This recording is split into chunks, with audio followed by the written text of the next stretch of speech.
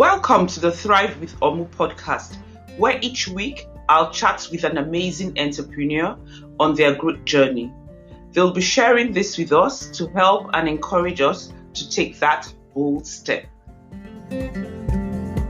Hello, it's me, OMU, once again. I'm back here this week and I have the most amazing guest with me today, and his name is Chris. Chris, thank you so much for taking time to get on the podcast. Oh, thank you, Omo. It's such a pleasure. I can't wait to have our unfolding of life together. I know, same here, same here. I can't wait to hear all about it. I'm all excited. And I'm sure that my guests are wondering who you are. So tell us, who is Chris? Yeah, a little bit about my background. I'm an author, speaker. I teach mindfulness. I run mindfulness retreats.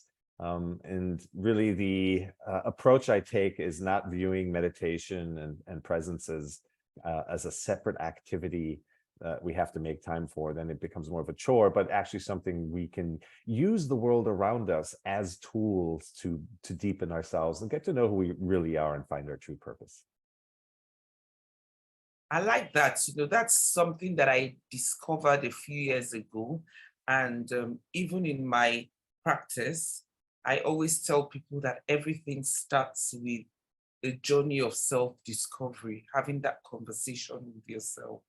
And for the longest time, I'm a Christian, so I'm always very careful and skeptical about things that I'm not very clear about. So I worried a little about mindfulness, until I said to myself one day, okay, if you're going to not do it, at least know what it is and then be informed and have the right reasons.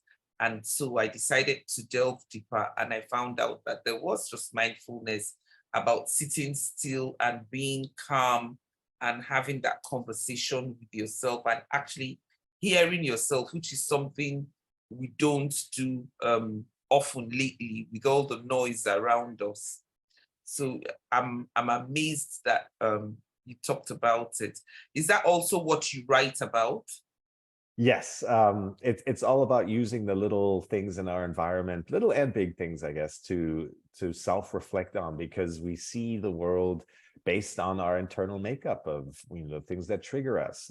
That points to something inside of us that's unhealed, that's from some past experience that's unresolved, and so there's stuck energy in us, and so that's why we feel triggered. And seeing that as a teacher and as a tool, as opposed to the world doing something to us. That helps us shift from the victim mindset to these are things that are happening because of us and ultimately for us, because life wants us to be healed. It wants us to be whole. And so really taking control of one's happiness, and it's within everyone's reach, and just noticing that the whole environment is designed to want us to come out of our limiting beliefs, out of our comfort zones, and become a fuller, wholer person. I absolutely agree with you. But talking about coming out of our comfort zone, and there was a word you used. I'm trying to. It's left me, but basically, when we're acting based on experiences we've had in the past. I know this is something that has always happened. Our parents went through it. We go through it. Our children go through it. I'm just wondering, out of curiosity, lately it seems like it plays a very strong role. I know it plays a strong role on who everyone is, but it seems to really affect people, nations, everything now more than ever before? Or is it that we're just more aware of its existence? Yeah. And like you say, awareness is actually key. So with growing awareness, we become aware that a lot of the stuff, probably most of it, is inherited. It's not our own experiences, but things that we have been conditioned with from our family lineage, from our generation, our gender, our society. And there's so many influences on us, and in formative years, we just absorb it all. And then we think it's our own, but it really isn't. But it is our responsibility to release ourselves from it. And as we heal ourselves, we ultimately heal it for everyone else, because we no longer pass it along to others. And that's ultimately a great sign that there's more awareness around it, because it all comes down to awareness. That's really what mindfulness is if we can be Yeah. aware of our thoughts, then we're not our thoughts. If we can be aware of our feelings, then we're not our feelings. So if we're not our thoughts Absolutely. and feelings, then what are we? Well, we are that awareness. It's a much bigger essence than just these things that are happening around us. So really sinking into that and leaning into your true awareness is what it's all about. And why did you choose this path? Well, I didn't choose it. And that's kind of how life Okay, works, is the things okay. that, How did you find yourself here? yes, yes, exactly. So I found myself just basically going through the typical structures of life and doing the things that, are said to lead to happiness, and ultimately even designing a life that had a lot of space for passions and time off and work-life balance. And on paper it looked great, and still something was missing. And it dawned on me one day that I need to take some time away, and I retreated and reflected. And I think that's the main difference. Most people reach that stage where they feel like something's been missing, and that, as a result of just uh, the rat race, always living for outcomes, always just feeling like there's not enough time to get it all done, and all of this wears us down. And there comes a point when you say, this isn't working, and there has to be a better way to live life. And I think I was fortunate enough to have the situation where I created space for myself to reflect on that, as opposed to just numbing out and going back to work the next day. And that's set everything in motion of journaling and getting into meditation and going on mindfulness retreats, and learning about everything, looking at life from different perspectives than the one that I had been looking at. And that just opened me up more and more and more. And that then became, through my own journey, a message, a voice that started to emerge, that was not just my own, but that was meant to be shared. And so here I am today. Let's talk about journaling. I only started journaling a few years ago. I'd heard about it. I'd actually even thought it, but I just didn't understand how writing. I just found it tedious, writing my thoughts. And then I was also worried about somebody picking it up one day and reading. Um, but as I grew to become my authentic self, I also felt a need to practice whatever I preach. And since I was recommending it to my clients, I wanted to experience it firsthand. So I started with a gratitude journal, because I I could tell what just expressing gratitude to myself without necessarily writing it did. So I decided to take it a step further to journaling. Um, but then quite a number of people still don't see the connection or don't see the importance of journaling on this journey. What do you have to say about that? Yeah. So writing is so powerful because it crystallizes thoughts. Thoughts left to themselves kind of jump around from one thing to the next, like a monkey mind. We've heard that concept, and it doesn't stand still on one thing for very long. If we try to get into meditation at first, we notice how unruly that monkey mind really is. It can't stay focused on something as simple as your breath for more than a few seconds. So how can it really, focus on life important decisions? And so by writing it out, it just forces these thoughts that are kind of flippant and all over the place to really focus them down and think about every word that you're writing down. And speaking is the same thing. If you have a close friend who's a great listener, who you can share your thoughts with, right? That feels great. It feels healing. It feels like you're releasing things. You're releasing that noise, erratic energy. And so writing is so powerful. And even if we just write, 2 minutes a day, it has a big impact on calming the mind and releasing the energy that's kind of jumping around in our heads. So it's highly recommended.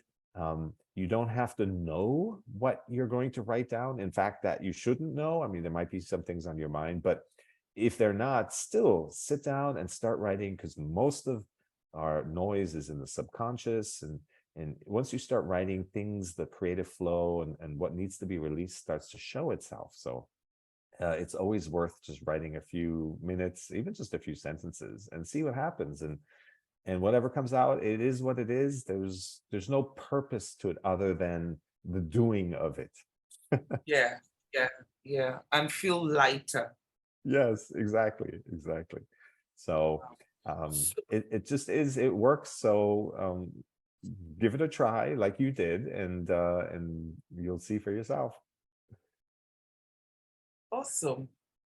Who do you typically work with?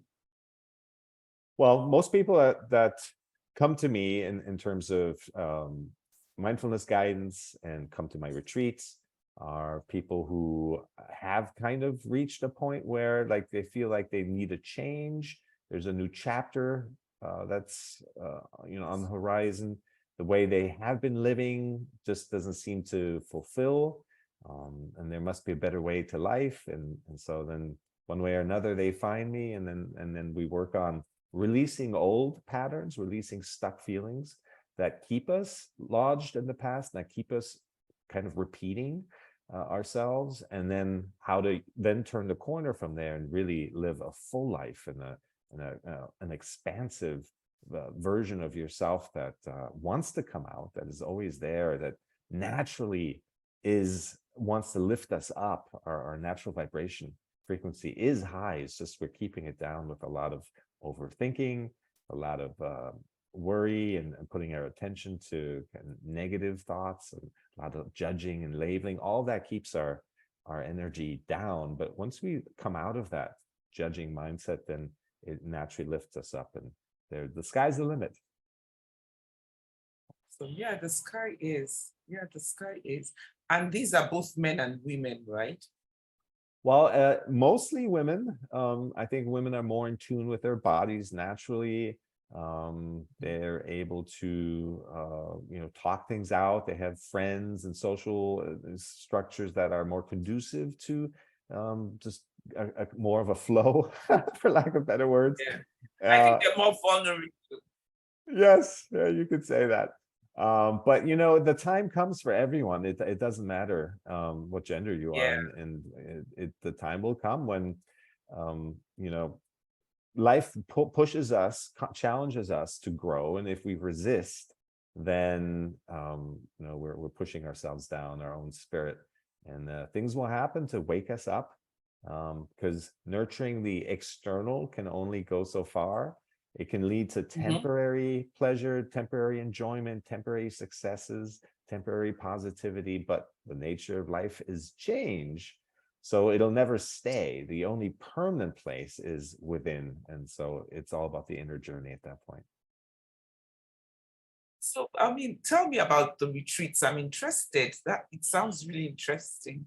Yeah. So I designed my retreats in the way that I wish I had had retreats when I was going to many. I know. I know too many times it's all about one thing, right? It's all about yoga, it's all about meditation, or all about excursions. And I really wanted something that combines the being with the doing. So we have mornings are spent in noble silence, and we do breath work and conscious movement and yoga and meditation, all organic, private chef breakfasts and meals. Yeah, that's what I like. Yes, exactly. And incredible natural surroundings. Just to be nestled in nature is super Mhm. powerful and healing Mhm. just by itself, right? And to be in a nurturing, supportive environment for all that. And then we go into the day of activities, which is based on where the retreats are held. I do them internationally, but many in Bali, Indonesia, So that's where you have water purification ceremonies, you have volcano hikes, you have beach days, and you have Balinese cooking classes and ecstatic dance nights. And so we fill our activity section of the day with bringing the mindfulness, the presence that we nurture in ourselves in the mornings. We bring that into the day, and so that we're doing everything consciously, conscious eating, conscious walking, talking, and engaging, deeply engaging with life. And then in the evening, we have fireside chats, and we have spa treatments and another closing meditation for the day. And it's just living life to the fullest. And we do that for a week, and you really come out as a changed person. And I know you have a retreat center in Bali, right? Yes, it's located. So is that where you hold the retreats, or you alternate between yours and other retreat centers? Yeah, I alternate between different centers, different locations to make. A lot of people come multiple times, so they want to come to different locations and different destinations. We just did Greece, have different things to offer where you can go olive oil tasting and experience different aspects of different cultures. So that's all part of the experience. Yeah. So when is the next one? The next one is October 28th of this year, 2023. Yeah, it's in Bali, near Ubud. It's the cultural and spiritual center of the island, and really looking forward to it. That will be the last one for this year. It's a good run of retreats, and then we'll take a break and gear up for next year. Awesome. Before we go, we haven't spoken about your books. So BU, The Journey of Self-Realization, it's available on Amazon and also on Audible. The Journey of Self. Yes. And the point is that it's really a shift from a lot of ancient texts talk about the journey of to self-realization. And for me, I think it's more of of realization. The journey is happening every single day. Every moment of every single day is a reflection of who we are at that moment in time. There's something to be learned to move us forward. And it's less about getting to some goal, some outcome, but more about really experiencing the present moment fully. Then we drown out all the past and future. There's no space for anxiety or fear to really arise when we're really, really engaged with what we're doing. And even if what we're doing is a chore, being fully engaged, there's life flowing through us at that moment, and we're part of the greater current. So it's less about what we do, it's more about how we're doing it. And if we're doing it with presence, everything can be amazing. So awesome. So I'm sure that you will keep us posted on future retreats. And if anyone needs to get in touch with you, I will put your website or contact details in the notes, and we'll hit you up. But certainly I'm doing Bali soon, very soon.